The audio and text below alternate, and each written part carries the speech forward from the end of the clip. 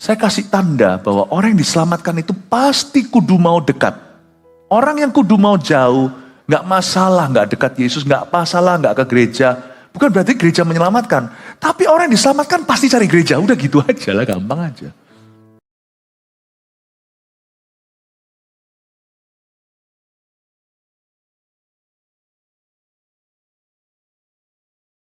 Temanya. Tapi sebelumnya mungkin saya perlu terlebih dahulu membahas satu yang menjadi problema. Bukan problema besar sih, tapi saya rasa kita tetap harus punya standpoint atau pendirian. Jaga-jaga kalau di sini ada dombanya yang lemah, yang lebih gampang kena hoax atau orang-orang yang gampang goyah. Saya tidak mau satupun anak-anak rohani di gereja ini gampang tergoncangkan.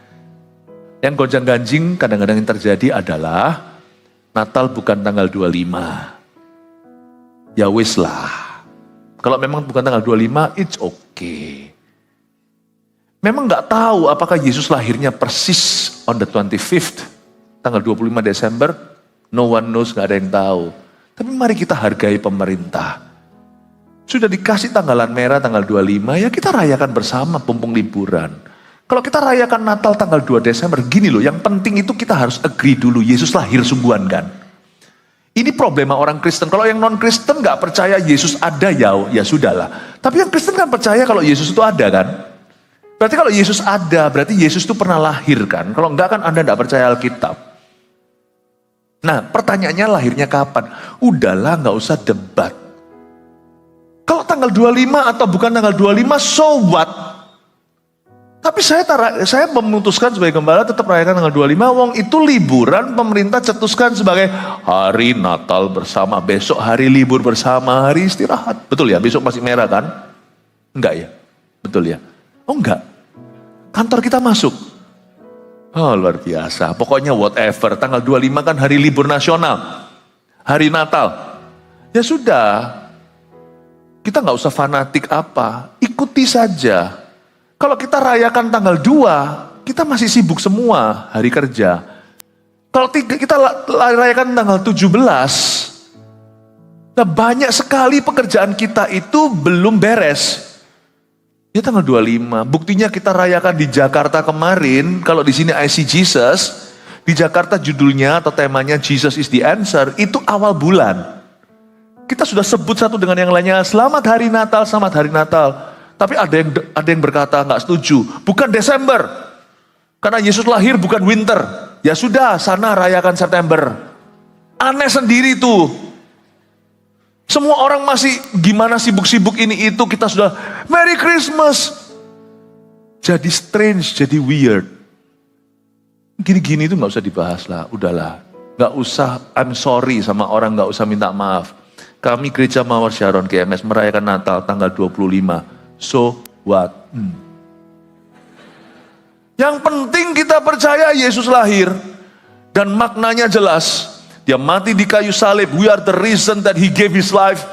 Kitalah alasannya dia mati di sana dan dia bangkit kembali. Udah, tutup debat, tutup buku. Kita belajar firman Tuhan, gimana Tuhan mengasihi dan menyelamatkan. Gimana Tuhan mencari domba-domba terhilang seperti Anda dan saya dan orang-orang lain yang hari ini belum terima Tuhan. Itu intinya. Katakan kanan kirinya, selamat hari Natal. Amin. Udah gak usah digoyangkan. Natal itu merayakan dewa segalanya. Yang saya rayakan Yesus Kristus kok. Udahlah, gak usah ikut-ikutan ya. GMS gak usah ikut-ikutan ya gitu-gitu. Jemaat kami izinkan saya turut memiliki, padahal ini jemaat Kristus, jemaatku. Gak ada satupun yang ikut-ikut begitu. Jemaat yang saya ngebalakan, gak usah yang gitu-gituan. Fokus on the road. Fokus ke jalan tolnya Tuhan. Ini jalan tolnya. Mari kita belajar tentang Sakeus. Yaitu cerita bagaimana anak manusia datang untuk mencari dan menyelamatkan yang hilang. Bukankah itu cerita sejak walungan? Mari kita baca kitab Sakeus pasal 19 ayat 1-10. Gak ada kitab Sakeus, yang ada adalah kitab Lukas. Mari kita baca sama-sama Injil Lukas ayat 1. Yesus masuk ke kota Yeriko dan berjalan terus melintasi kota itu. Di situ ada seorang bernama Sakeus, kepala pemungut cukai, dan dia seorang yang kaya. Ia berusaha untuk melihat orang apakah Yesus itu, tapi ia tidak berhasil karena orang banyak. Sebab badannya pendek. Sakeus, orang pendek, kecil betul dia. Lagu sekolah minggu, siapa yang masih ingat? Dia panjat pohon ara, hendak melihat Yesus. Tuhan Yesus, terus gimana? Lalu berkata, Sakeus, turunlah, aku hendak menumpang di rumahmu. Waktu saya kecil dulu, ikut sekolah minggu dekat rumah, nyanyi itu. Jadi saya ingat Sakeus dari lagu. Puji Tuhan kita tahu firman dari sejak kita muda. Tapi waktu kita dewasa, kita akan semakin mendalami maknanya. Kita akan belajar sesuatu tentang Sakeus. Waktu kita belajar tentang Sakeus, kita akan mengenal Yesus. Lalu ayat 4, maka berlarilah ia mendahului orang banyak, lalu memanjat pohon ara untuk melihat Yesus yang akan lewat di situ. Ketika Yesus sampai ke tempat itu, ia melihat ke atas dan berkata, Sakeus, segeralah turun, sebab hari ini aku harus menumpang di rumahmu. Yesus mau berkunjung ke rumahnya. Lalu Sakeus segera turun dan menerima Yesus dengan sukacita. Cepat dia langsung terima Tuhan, padahal orang ini orang berdosa. Tetapi semua orang yang melihat hal itu bersungut-sungut katanya, ia menumpang di rumah orang berdosa. Tetapi Sakeus berdiri dan berkata kepada Tuhan, Tuhan, setengah dari milikku akan kuberikan kepada orang miskin, dan sekiranya ada sesuatu yang kuperas dari seseorang akan kukembalikan 4 kali lipat. Kata Yesus kepadanya, hari ini telah terjadi keselamatan kepada rumah ini, karena orang ini pun anak Abraham, sebab anak manusia datang untuk mencari dan menyelamatkan yang hilang. Berikut menu khotbah seharian, kita lihat subtema kebaktian terakhir adalah munculkan. Yang terakhir berjudul hari ini telah terjadi keselamatan.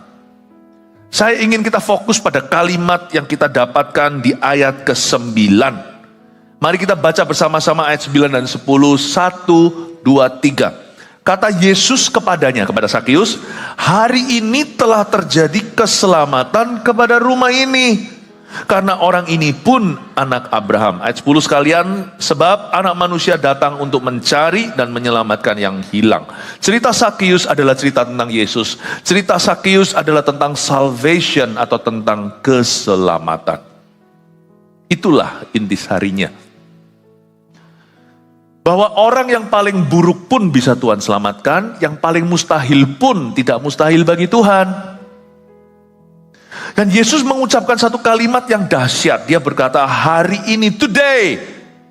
Tidak tunggu tomorrow, padahal Sakeus baru kenal. Keselamatan itu tidak tergantung seberapa banyak Alkitab yang Anda ketahui. Anda sudah belajar Bible, how much?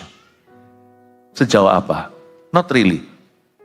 Makanya Alkitab mengatakan kita lahir baru seperti bayi. Orang lahir kembali itu oleh karena Roh Kudus dan oleh karena firman Injil yang dia dengar. Waktu saya lahir kembali, yaitu ketika saya berumur 18, banyak pikiran saya itu yang masih salah. Tapi hati saya dibuat terharu. Ekspresi orang ketika menerima Tuhan itu beda-beda. Ada yang tenang, diam-diam seperti Lydia di Perjanjian Baru, seperti Lydianya Paulus itu di Kisah Para Rasul. Quiet faith, tiba-tiba Lydia menaruh trust, kepercayaan hidupnya kepada Tuhan. Ada pula yang dahsyat jatuh dari kuda segala. Waktu jalan ke Damaskus, yaitu Paulus, kena sinar terang spektakuler, ada pengalaman supranatural. Ada pula karena sebuah firman yang merema, ikutlah aku, demikianlah Petrus lahir baru. Beda-beda. Apapun latar belakang kita dan pengalaman kita ketika dilahirkan kembali oleh Roh Kudus, kita harus mengakui bahwa waktu kita bertobat, Tuhan terima kita apa adanya. Seperti bayi diterima di tangan orang tuanya setelah dia dilahirkan dengan air ketubahnya, dengan semua darahnya dan semua kotorannya. Tuhan tidak tunggu Anda sempurna baru menyelamatkan Anda. Tuhan tidak menunggu Anda bersih dulu, Anda beres dulu baru dibaptis. Bukannya kebalikannya. Terima Yesus dulu, baru setelah itu Anda punya hubungan dengan Tuhan. Bukankah terima Tuhan dulu baru Anda punya hubungan dengan Bapa? Bukannya dibaptis dulu, baru setelah itu kita akan mengalami kuasa kehidupan yang baru.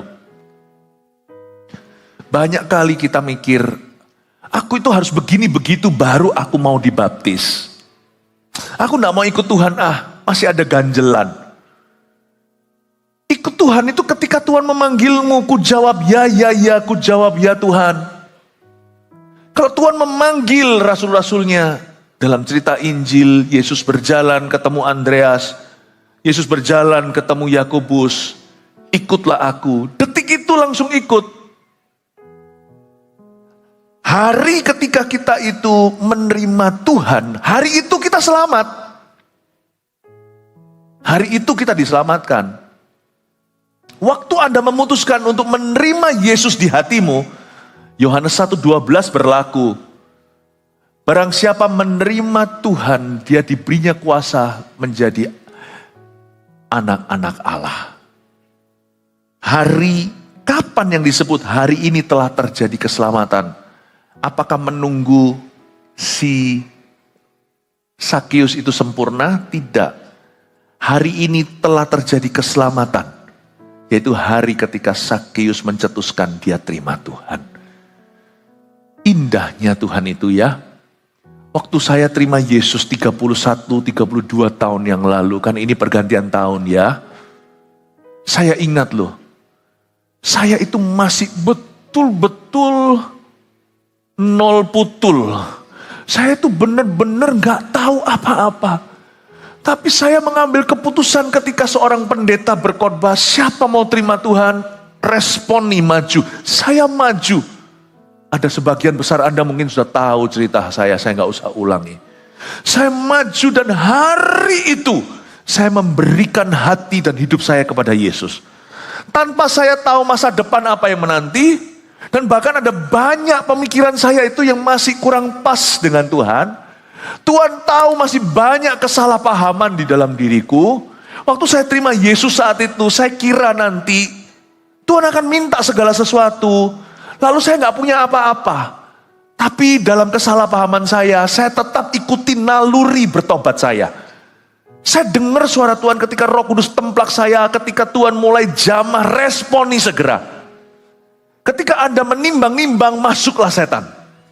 Bukan berarti kalau terima Tuhan itu tidak pakai pertimbangan, bukan. Tapi kalau hatimu follow what the Holy Spirit is doing in your heart, ikuti. Waktu saya maju itu ke depan, waktu saya maju dan menerima Tuhan tahun 1992 tepatnya September, I know in my heart, that day I was saved. Saya gak belajar teologi ya. Saya belum terpanggil masuk seminari. Saya juga belum baca Alkitab. Seingat saya dulu punya Alkitab dikasih mama. Saya gak pernah buka. Kalau dibawa ke gereja itu karena terpaksa. Kalau enggak saya akan diceklok sama mamaku. Mana Alkitabnya? Alkitab saya taruh di rumah berdebu, bahkan pernah jadi sarang kecoa. Saya nggak tahu banyak, tapi detik ketika firman diberitakan, I know it was for me. Dan Tuhan menuntut respon. Entah kenapa hati saya gelisah di gereja kecil itu. Saya harus bertobat hari ini padahal saya masih umur 18. Kan bisa aja saya bilang nanti umur 20 atau setelah saya menikah. Tapi hari itu Tuhan menuntut respon hatiku. Kamu harus pilih.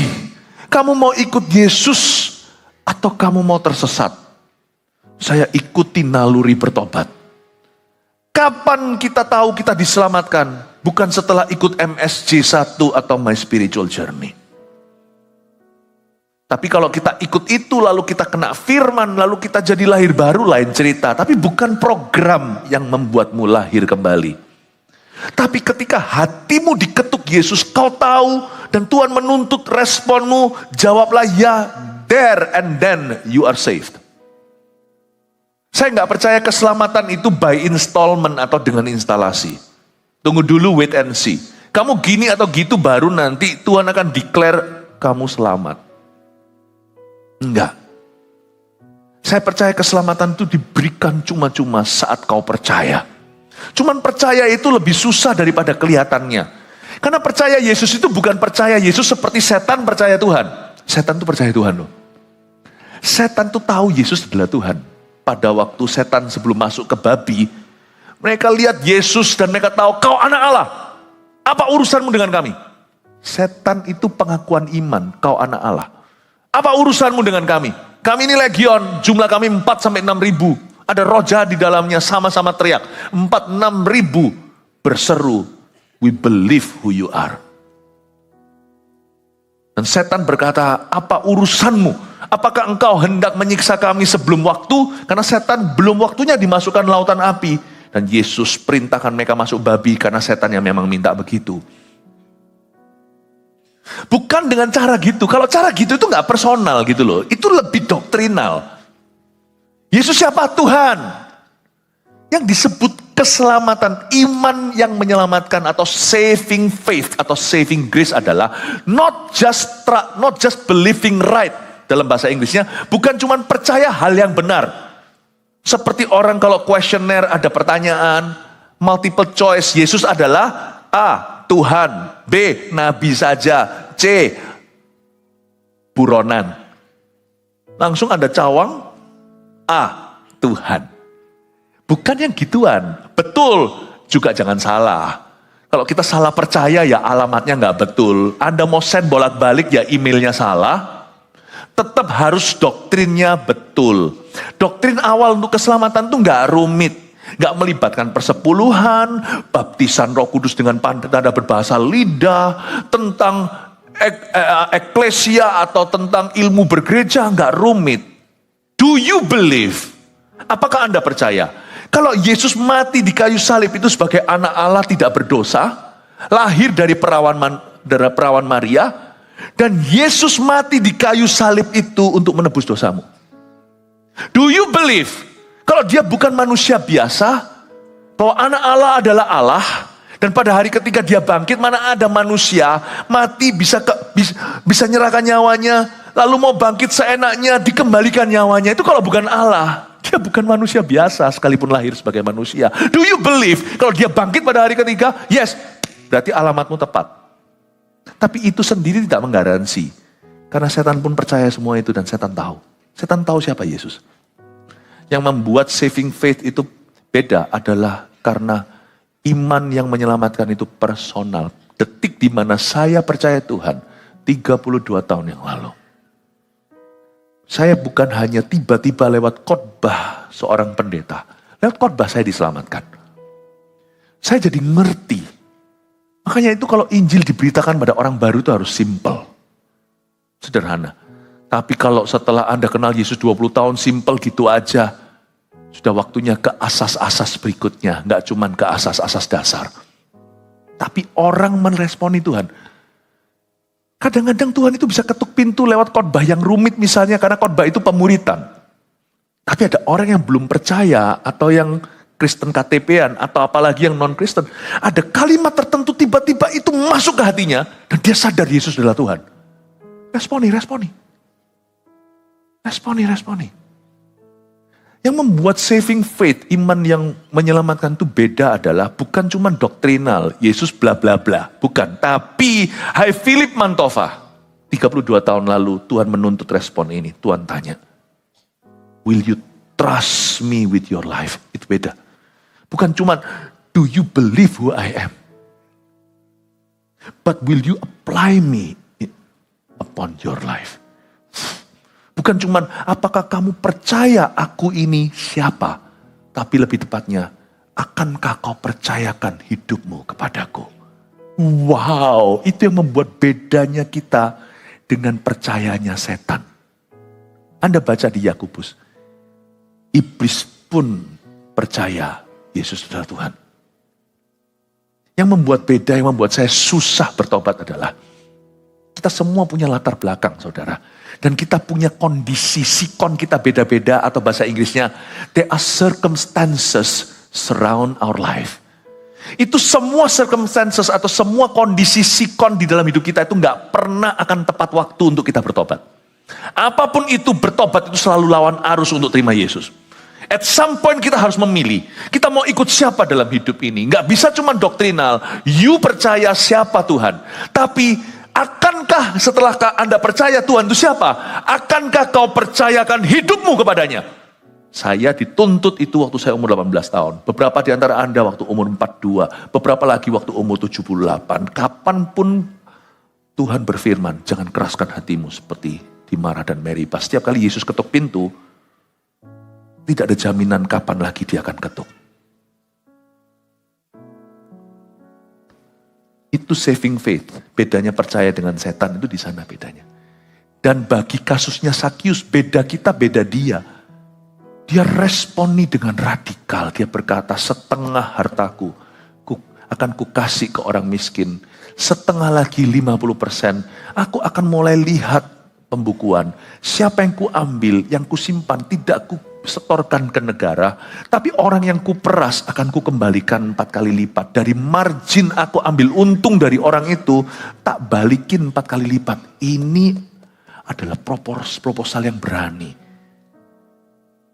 Kadang-kadang saya nggak habis pikir secara matematika. Setengah diambil, langsung dia lumpuh separuh. Dari separuh itu, bukankah 100%, jangankan setengah. Bukankah semua itu hasil pemerasan?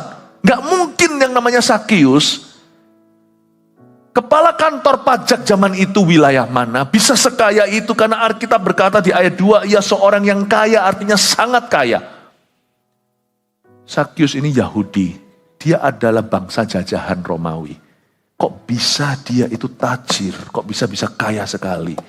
Itu pasti dia main markup, markdown, peras. Tidak disetorkan korupsi, itu mainnya begitu dia. Saya waktu melihat ayat ini, saya takut untuk Sakius. Berarti dia bangkrut dalam satu hari. Bukankah 100% semua? Saya rasa orang yang sudah korupsi gini gak mungkin pikirnya investasi, karena uang datang gampang. Gak mungkin lah, pasti bukan cuma 50, 100 semuanya itu uang haram. Tapi dia berkata separuh ku kasih. Mungkin adalah uangnya bertelur ceritanya. Mungkin lebih banyak daripada hasil korupsinya. Mungkin Sakius itu memang pinter ngelola, taruhlah begitu. Setengah aku kasih orang miskin, separuh lagi aku mulai akan telusuri siapa-siapa di pasar yang aku peras. Aku balikkan 4 kali lipat. Bisa-bisa defisit orang. Bisa-bisa defisit. Kayaknya dia akan jual aset.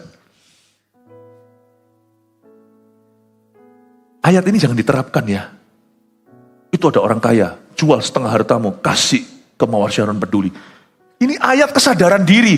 Tidak Tuhan perintahkan loh. Jangan kau terapkan kepada orang lain. Jangan juga sampai ini ayat menjadi senjata setan untuk menuduhmu. Twisting the scripture atau membengkokkan firman. Setan kan paling pintar gitu waktu dia mencoba Yesus, kan dia pakai firman juga. Ayo, kamu kembali. Tuhan gak minta. Tapi Sakius membuat keputusan, aku mesti radikal berubah. Hari ketika dia diselamatkan, dia merasakan kuasa transformasi dalam hidupnya.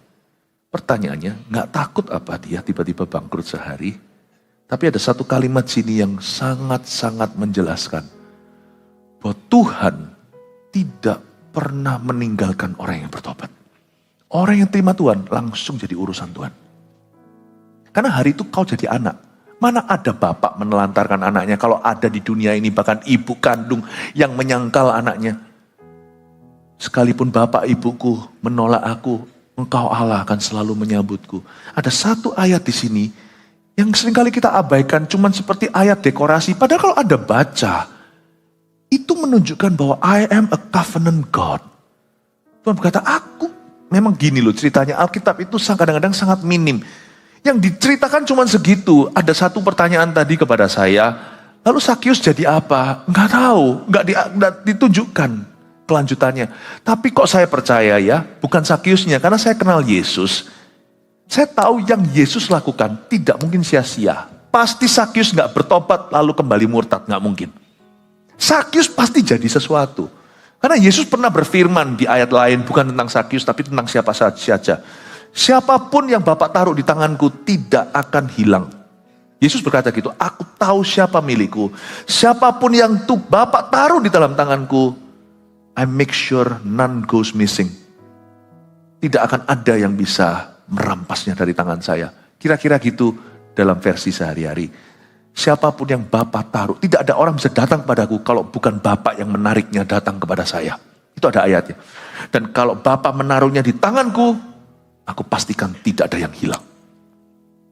Lazarus saya tahu. Sejarah sih tidak di Alkitab. Kan dia dibangkitkan, kan dia mau dibunuh kan. Orang-orang Farisi mau bungkam dia kan. Gara-gara dia kesaksian Yesus kemana-mana. Lazarus menjadi bishop. Saya lupa persisnya di negara mana, kasih saya waktu lain kali. Kalau Tuhan izinkan saya bahas tentang Lazarus. Lazarus dan Sakius ini membingungkan beberapa orang yang jarang baca Alkitab. Ya, jangan pernah ajarkan cerita ini dan berkata, dan Lazarus naik ke pohon. Gak pernah ya Lazarus naik pohon. Lazarus mati dibangkitkan iya, dia punya saudara Marta Maria. Jadi kalau Anda terlanjur ajar sekolah minggu tapi tidak kuasai materi, Anda sudah berkata Lazarus naik pohon, jangan langsung di sana ngaku salah. Nanti kan anak-anak kecil jadi syak semua. Jadikan candaan, jadikan suatu joke aja. Maka Lazarus naik ke atas pohon. Dan Tuhan berkata, hai Lazarus turunlah. Itu tempat Sakius.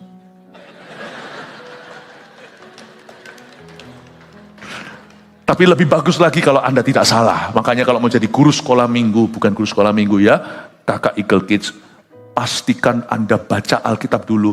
Dan bagi papa mama baca Bible dulu sebelum ajarkan ke anak-anaknya. Nanti kita bingung antara Nuh dan Yunus.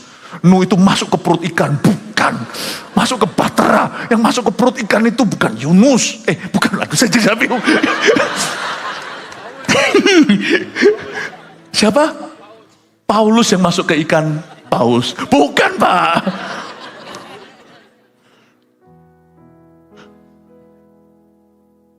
Kalau Anda lihat ini ada satu kalimat.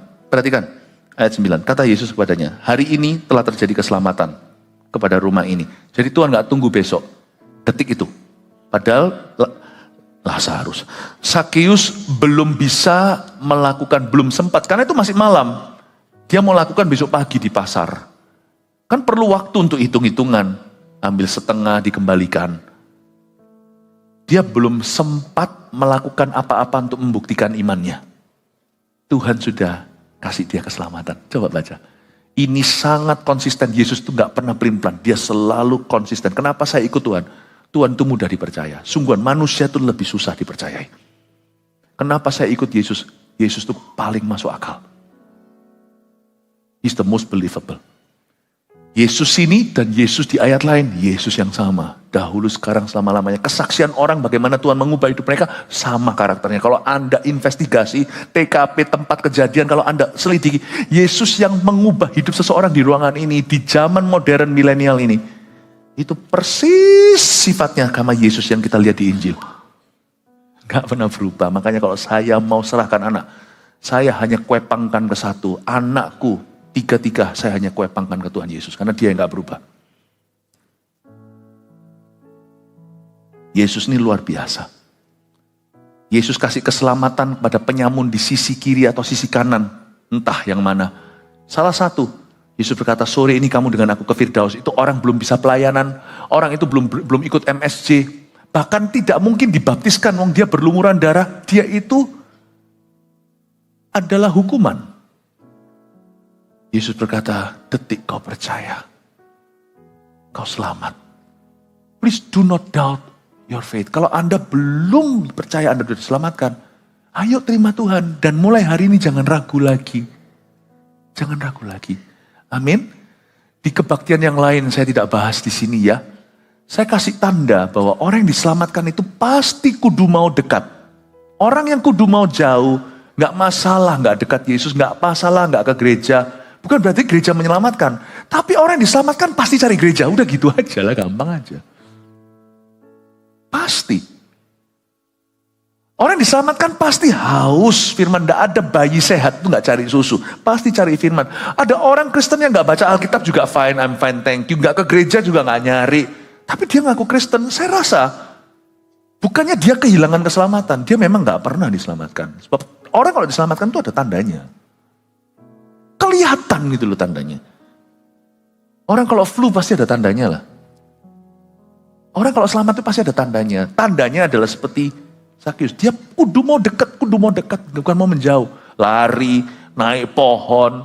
Setelah ketemu Yesus dia sungkan, dia berkata, Mungkin dia gegabah, tapi Tuhan tidak tolak pengabdiannya.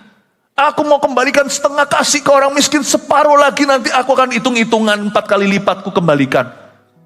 Think, coba. Itu sifatnya Sakius. Coba lihat dari ayat pertama, awal-awal dia lari, padahal dia orang berdosa. Orang itu kalau sudah hampir-hampir diselamatkan itu selalu mendekat. Dan setelah dia diselamatkan, dia terus kudu mau melayani Tuhan dan menyenangkan Tuhan. Kalau nggak ada itu tanda di hidupmu, mungkin Anda memang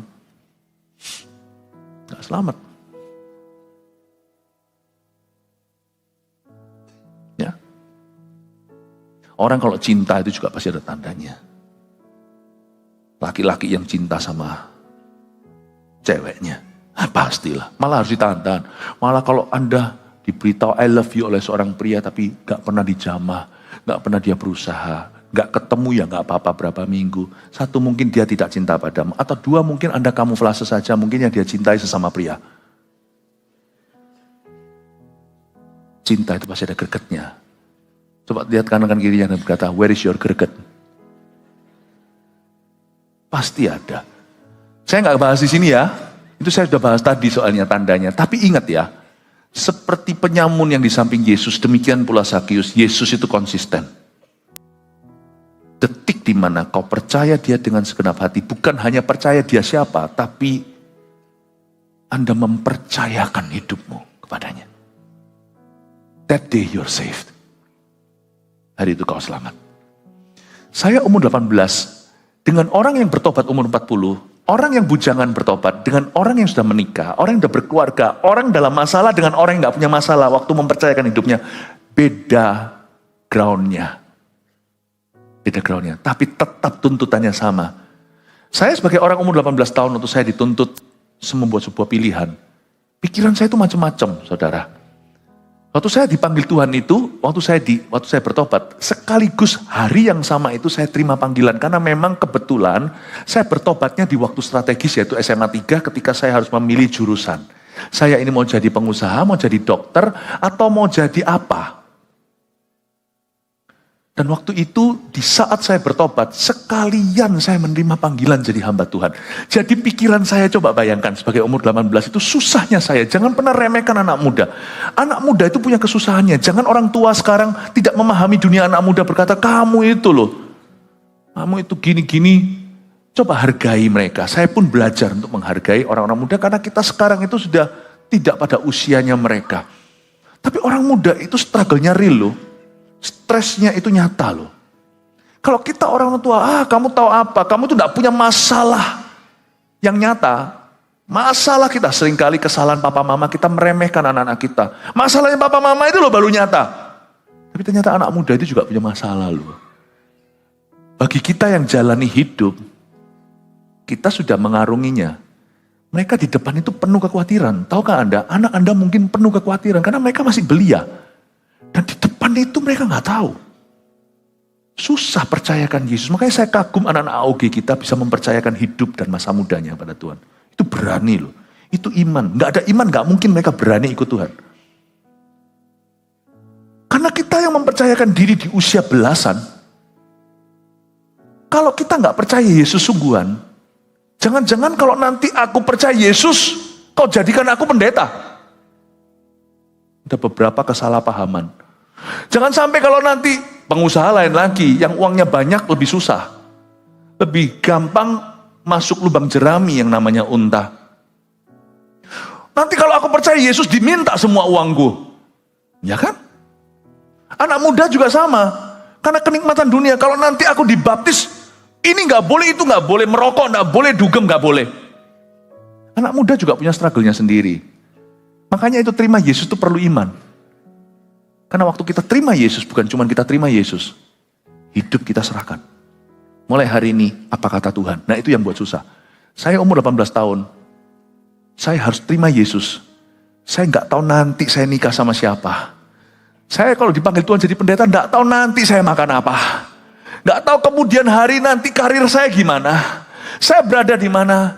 Lebih gampang gravitasi dunia untuk manusia itu mempercayai dirinya sendiri meskipun kita ini bodoh terhadap masa depan. Tapi lebih aman, ya kan? Bukankah manusia suka mengambil hidupnya sendiri di tangannya? Sebenarnya orang yang paling kita percayai ya diri sendiri, meskipun kita nggak percaya diri. Susah aku percayakan ke orang lain. Percayakan ke Yesus itu surrender all. Itu sulit sekali buat anak umur belasan. Karena dia belum jalani kehidupan. Sekarang aku harus kehilangan hidupku kepada Tuhan. Aku berikan, let your will be done. Bahkan ngeri. Saya belum jatuh cinta sama siapa-siapa lah. Kalau saya jatuh cinta sama orang dan Tuhan berkata jangan. Lah kalau nanti saya mau begini Tuhan berkata bukan. Saya punya kekhawatiran. Makanya itu terima Tuhan itu tidak segampang terima Yesus. Terima Tuhan itu berarti hilang hidupmu. Berarti sekarang not my will but your will be done. Makanya terima Yesus itu gampang-gampang susah. Bagi pengusaha lain lagi cerita. Bagi pengusaha. Bagi artis juga nggak gampang. Wah. Kehidupan Hollywood seperti apa? Bagi politikus, ada orang terima Yesus, gak bisa sembunyi-sembunyi. Tuhan gak suka pacaran di remang-remang. Berapa banyak orang yang ikut Yesus tapi diam-diam? Gak bisa. Terima Yesus itu gampang nerimanya. Tapi itu implikasinya dalam. Bukan hanya belief dalam bahasa Inggris, tapi entrust. Itu beda. Kalau bahasa Indonesianya cuma sama-sama katanya percaya. Tapi dalam bahasa Inggrisnya ada perbedaan antara believing. I believe you dan I trust you. I believe in you dan I entrust myself to you. Itu beda. Misalnya di sini sekarang ya, tolong satu orang pegang, saya mau jatuhkan. Ya, tolong sungguhan satu orang pegang ya. Kalau saya jatuh, tolong ini ya, tolong ditangkap ya. Kalau saya geger otak, Melki akan dimarahi semua gereja. Oke? Percaya nggak saya bahwa Bapak Melki ini cukup kuat untuk angkat saya? Meskipun nggak mungkin bisa tangkap saya gitu, pasti saya lebih softer landing. Saya yakin. Bapak Melki ini suka olahraga. Wah, kuat. Sungguhan dia suka olahraga, cuman nggak nampak. Tapi sebenarnya di dalam ini Arnoldnya Schwarzenegger di dalamnya. Saya yakin. Tapi untuk saya sungguh menjatuhkan diri, mempercayakan diriku untuk dia tangkap. Meskipun saya tahu dia bisa tangkap dan dia kuat tangkap. Untuk saya mempercayakan diri saya, itu bedanya belief dan trust. Paham maksud saya? Saving faith itu sampai level trusting. Tetap di sini Pak Melki. Stay here forever. Selamatan itu sampai taraf trust. Kalau sampai taraf belief itu namanya religion. Kalau trust itu namanya relationship. Merinding saya. Kalau yang namanya percaya, cuman percaya lu bisa, itu namanya agama. Tapi mempercayakan diri itu namanya hubungan pribadi dengan Allah. Terima kasih Pak Melki. Tuhan Yesus memberkati. Kasih tepuk tangan. Semoga Anda nangkep ya. Hari ini terjadi keselamatan atas rumah ini. Waktu si Sakyus berkata, aku akan begitu begini. Tuhan melihat bahwa orang ini gak main-main pertobatannya. Meskipun belum dilakukan. Orang ini gak bodoh. Yang namanya pemungut cukai itu hitung-hitungannya sampai sen-sen. Orang ini berani dibangkrutkan karena Tuhan.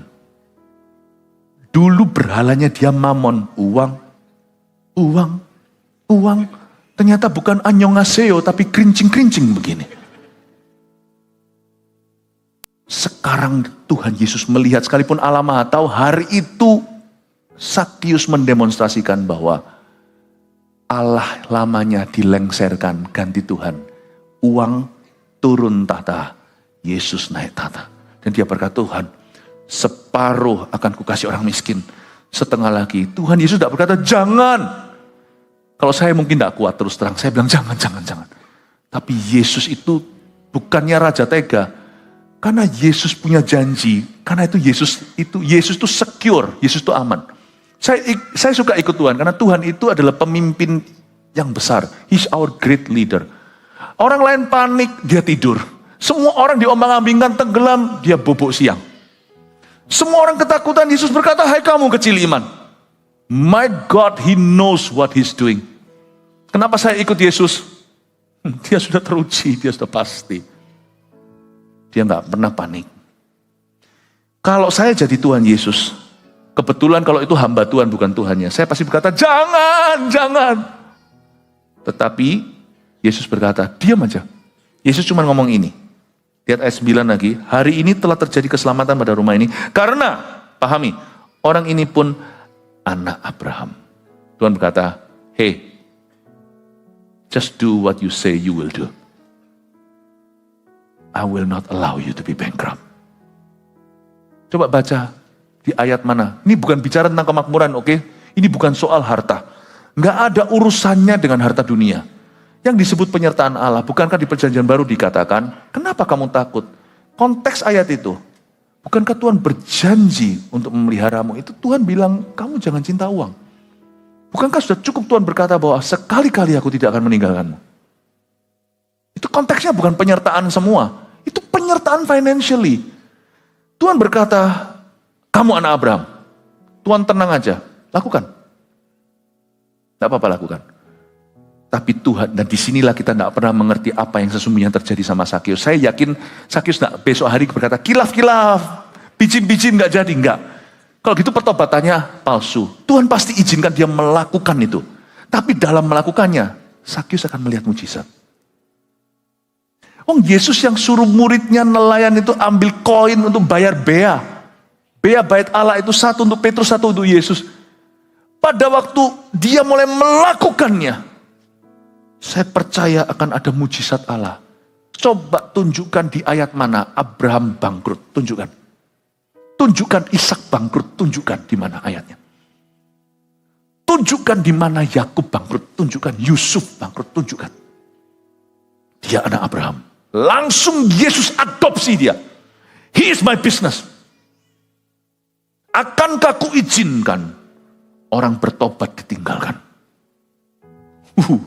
Merinding saya. Merinding saya. Luar biasa. Bapak ibu saudara, kalau Tuhan mau pakai anestesi atau pakai obat bius atau dia pakai gula-gula kayak anak kecil gak bisa minum puyer, Tuhan pasti berkata, gak usah sampai setengah lah, keus, seperempat aja, gak usah dibalikin 4 kali lipat. Balikkan persis aja BEP atau impasan. Tuhan gak pakai gula-gula.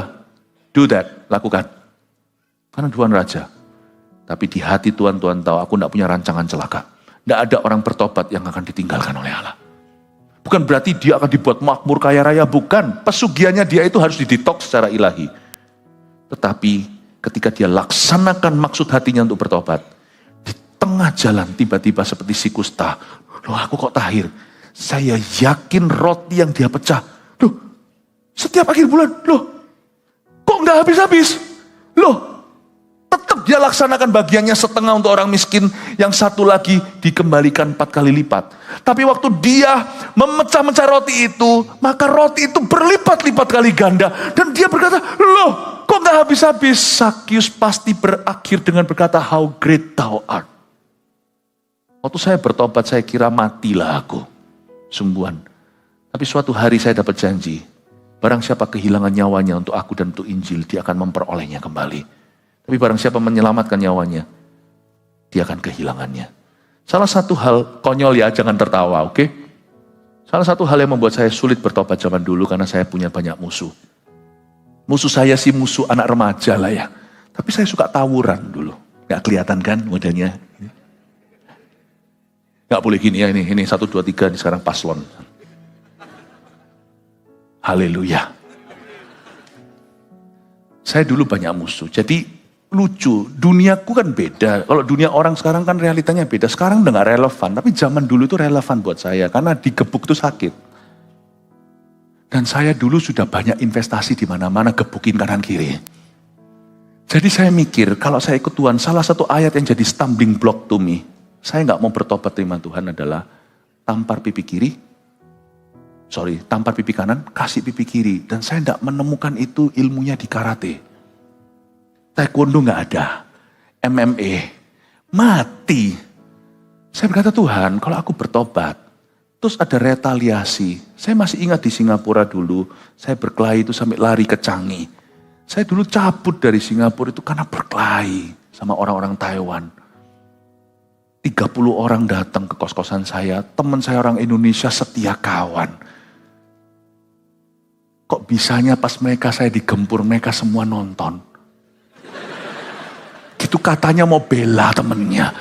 Luar biasa, kecewaku sama Taiwan, kecewaku sama Indonesia sudah tingkat dewa waktu itu.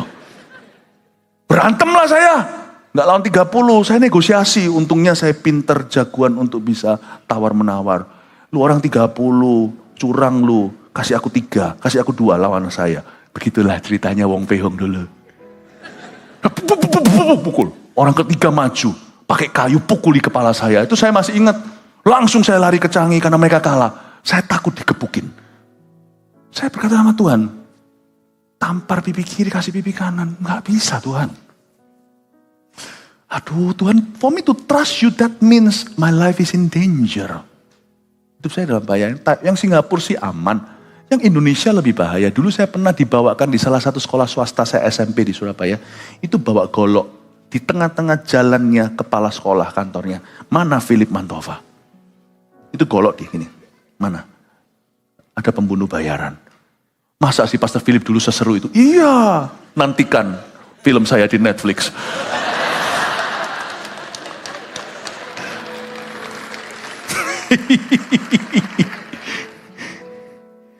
Saya bilang, aku bisa mati Tuhan. Mungkin tidak dibunuh, aku bisa juga sakit. Saya nggak mau lah. For me to trust God, itu at a risk. Ada resiko. Saya masih ingat ya, singkat cerita selesai dengan ini. Saya bertobat sebelum saya waktu pulang tahun 92, saya pulang, saya pergi ke sebuah gereja, bukan GMS. Saya pergi ke gereja lama, saya datang ke sana, pulang ibadah, saya dihadang 5 laki-laki besar.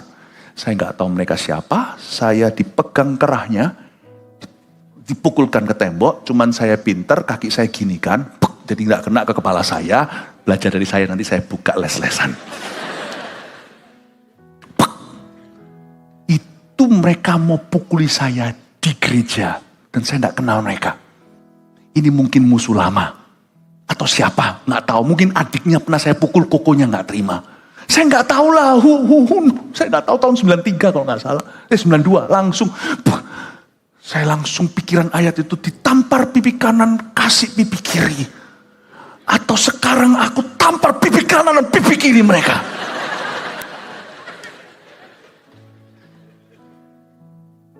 Saya dipukul. Dan saya berkata, Tuhan, ini doa saya. Simple. That day, berapa bulan lalu, I entrusted my life to you. Saya bilang, my life is in your hand.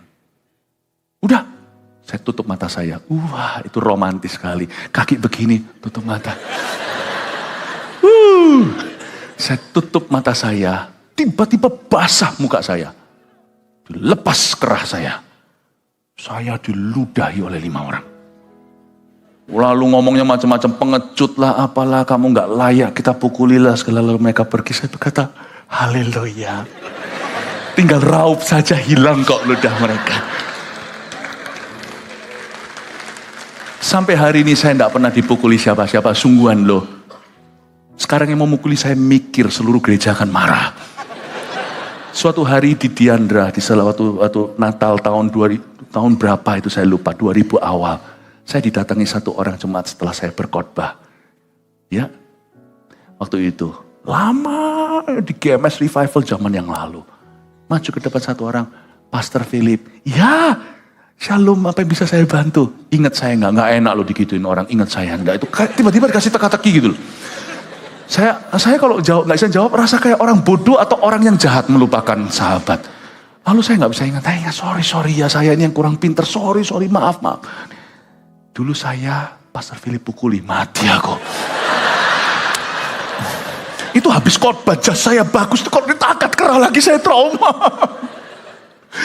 Lalu dia berkata, lalu saya langsung minta maaf, sorry ya, saya dulu itu bodoh. bodoh sekali dalam hati. Kamu mau pukul-pukul aku, enggak apa-apa. Saya dulu itu bodoh, saya itu buta. Maaf ya. Saya bilang, oh enggak, jangan minta maaf. Saya ngomong bukan tujuannya itu. Tahu ngomong apa? Saya bukan ngomong tujuan itu. Saya itu sudah masa kecil kita lah. Wah, untung. Lalu dia berkata begini, tapi saya diselamatkan waktu nonton YouTube-nya Anda. Sekarang saya berjemaat di sini. Haleluya.